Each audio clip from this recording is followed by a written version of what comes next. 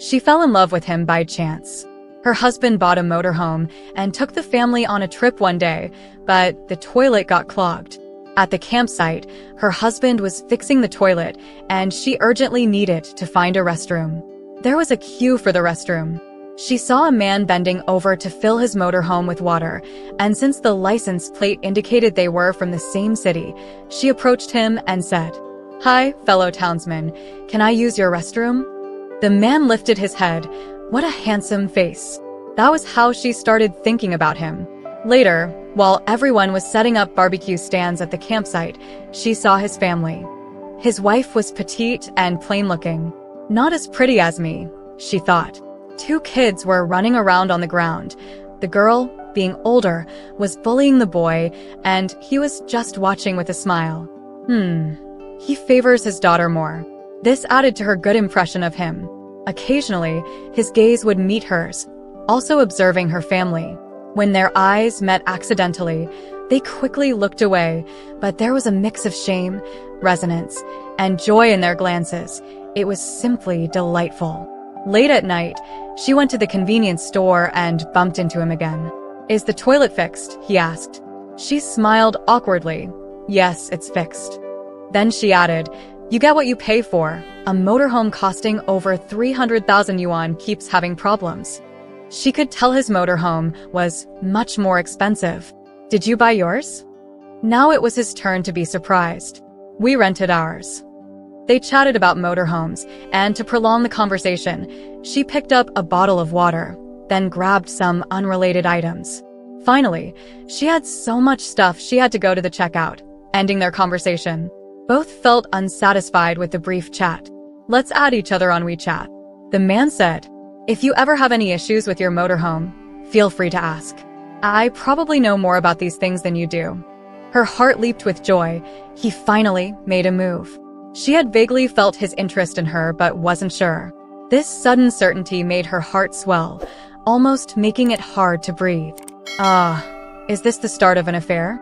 How shameful yet wonderful. He was the only secret on her phone. She held onto this secret like a child hoarding candies for a spring outing, occasionally taking it out to look at. He would share scenic photos in his moments. She noticed that before meeting her, his moments would feature his family, but after meeting her, there were only landscapes. She knew it wasn't her imagination or a coincidence, it was intentional. A week later, he sent his first message. "Where are you guys now?" She replied that they returned yesterday. He said, "What a coincidence. We also returned yesterday." Then they talked about motorhomes, from the pros and cons of various models and modifications to their partners' attitudes towards traveling, eventually discussing work and their general living areas. They lived not far apart, separated by a river, a 20-minute drive away. Meeting in person became natural. He said he was coming for an errand and suggested having a meal together, but she could tell he had dressed carefully. She also played it cool, saying she had nothing to do today. In reality, she had declined overtime and spent half an hour doing her makeup. He asked if her family relationships were good, and she said they were average. She asked about his. He said, "The kind that doesn't argue." "Is it because you're too lazy to argue, or there's nothing worth arguing about?" A bit of both. They raised their glasses, toasting to this fulfilling yet flawed life, to yesterday and to the future. When they had nothing left to toast, they toasted to their encounter. She asked, "Why toast to our encounter?" Women are like this, always wanting him to say it explicitly. The best part is the stage between him not saying it and being forced to say something cheesy. He said, "You know." "I don't know." "Bad girl," he said, reprimanding her. She laughed inwardly, and he laughed too. After 3 dates, they went to see a movie together. They didn't dare walk too close, afraid of running into someone they knew. But they couldn't help talking, so he turned his body slightly to speak to her. Whenever he turned slightly, she would lean forward. This movement was quite odd, walking with her legs while her upper body leaned closer. After speaking, she would step back and walk separately again. It was a romantic movie, leaving them wanting more. When the movie ended, it was late, and the mall was closed, so they had to exit through the fire escape. Seeing no one around, he put his hand on her waist. She dodged slightly, intending not to let him succeed so easily, but then she laughed. With that laugh, when he tried again, she couldn't refuse. They kissed in a corner near the mall exit. His tongue was strong and powerful, his arms like steel around her. The dizzying sensation of love intoxicated her. When he let go, she felt it wasn't enough. After parting, walking down the street, she saw everyone differently, examining their faces, imagining how each had been loved so passionately and uniquely. At that moment, she was deeply moved. After another meal and drinks, they ended up in bed. He was so good, gentle, considerate, taking his time, moving slowly. She felt her whole being had fallen in love with him, inseparably. Afterwards, she gently traced her fingers on his chest. "What would I do without you? Silly girl." He held her hand. "As long as you need me, I'll always be here." "What about when we're old?" "When we're old, I'll feed you when you lose your teeth." "What about your wife?" He paused. "Oh." She immediately regretted asking. Though she needed the illusion, why did she insist on digging for the truth? A tinge of sadness arose. Love is truly painful. They couldn't be together, but they were clearly meant for each other. 3 months later, he began talking about the flaws of his wife. He said his wife often left him speechless. The air conditioner at home broke down, and his wife said to repair it. He suggested buying a new one since it had been used for 10 years. His wife responded, "Why do you always talk like a billionaire?" The repairman said the motherboard needed replacing, costing a few hundred yuan. After fixing it, it leaked refrigerant again and needed more repairs. After several attempts, it really would have been better to buy a new one. "Weren't you the one who said you guys never argue?" "We don't argue. It's just annoying," he said. "Arguing can't solve household chores." "You guys don't argue either, right?" "My husband is going to Hangzhou for training next month. He'll be gone for 6 months." "That's great. Just what you wanted." "Not what you wanted?" Under the table, she kicked him lightly, and he touched the sore spot, pinching her knee in return. Her calf kicked back. They laughed and joked, attracting the attention of the nearby diners, turning an ordinary meal into a performance stage. Only then did they stop laughing. Another time, he talked about his wife's flaws. He discovered his wife was hiding money, and she had a bank card he didn't know about. "Do you have one?" "No," he pondered. "My wife might have someone else." "Can you conclude that from just one bank card?" He said it wasn't just that. There were many subtle signs. She had an anti-peep screen protector on her phone, always smiled at WeChat, often lied, claiming to be with girlfriends but reeking of alcohol when she returned, even though her friend didn't drink. Once, he saw her in a man's car, chatting and laughing intimately. She listened, holding her chopsticks, and asked thoughtlessly, "You can cheat, but she can't?" "It's not that. I never thought of leaving her." "Oh." "She's transferring assets, which means she's planning to leave me." Seeing the conversation go nowhere, they fell silent. After dinner, they went to a hotel, and he performed worse than usual, noticeably less firm. Distracted, he left her unsatisfied. He unexpectedly got divorced. He didn't go into detail, but she could guess his wife must have left him. He took some time to recover before meeting her again. Now single, he was much more assertive. He offered to pick her up, but she declined, worried about being seen by neighbors. He said, "What's the big deal? Just say I'm a Didi driver." "That's different. When I take Didi, I sit in the back and don't talk to the driver. Should I sit in the back and ignore you too?" In bed, he suggested more strenuous positions. She said she didn't have the strength, and he replied, "Take it slow." She suddenly realized she didn't like him as much since his divorce, unsure if he had changed or if she had. She dozed off, waking up cold, and saw the air conditioner set to 18 degrees. Goosebumps covered her arms like a chick sprouting feathers. He was still asleep, oblivious. In anger, she set the air conditioner to 25 degrees. Who cares if he's hot?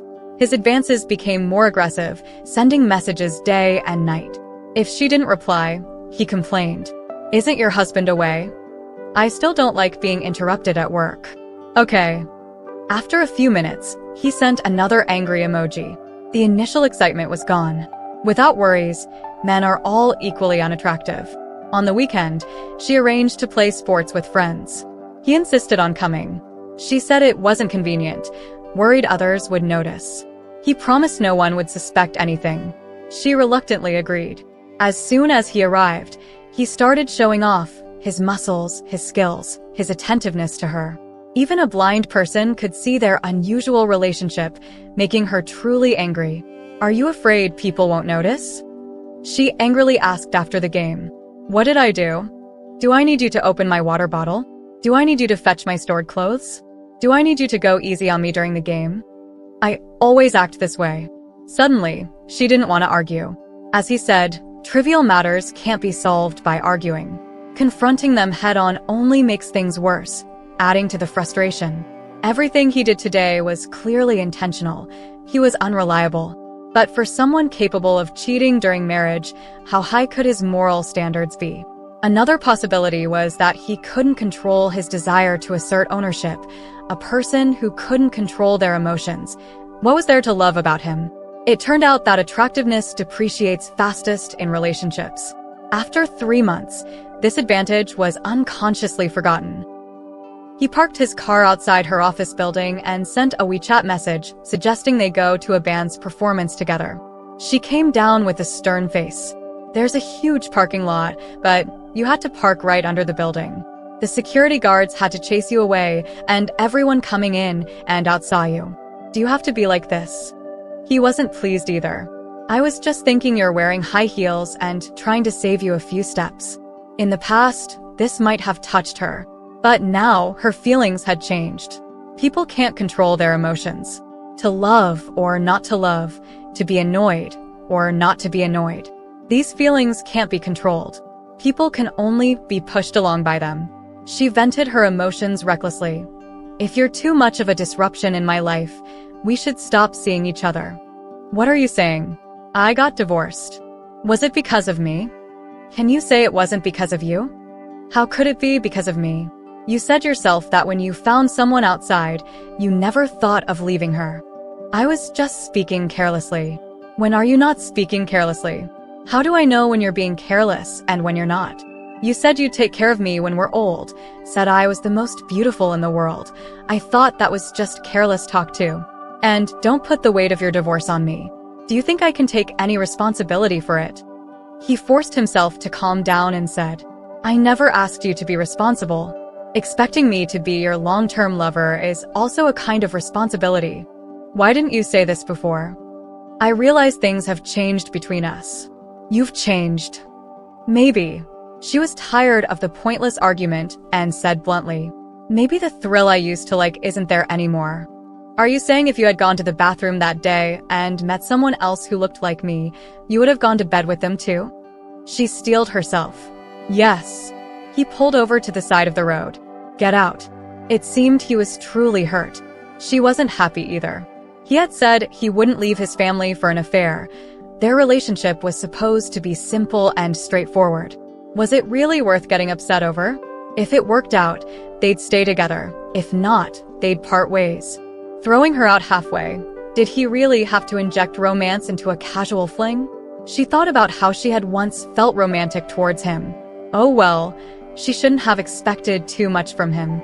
This might be a good opportunity. If she got out without a word, it could mean they'd never see each other again. She paused for a couple of seconds after opening the car door, then decisively got out. She quickly hailed a taxi. Looking out the window, she remembered how she once saw the crowd, thinking everyone looked so vibrant. Now, they all seemed so ordinary, so worn, so busy. Different paths leading to the same end in every aspect. As she neared home, she received a WeChat message from him. I've thought about being with you forever, thought about marrying you.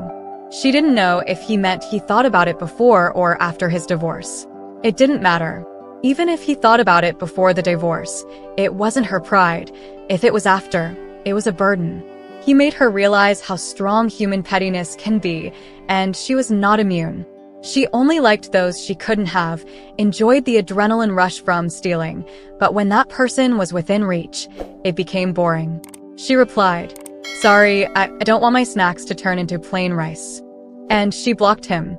A passionate affair had completed its purpose, and she thought its best end was to peacefully die away. For a moment, she felt a slight melancholy. In middle age, both body and mind were weary. He had given her joy and frustration, making her feel alive.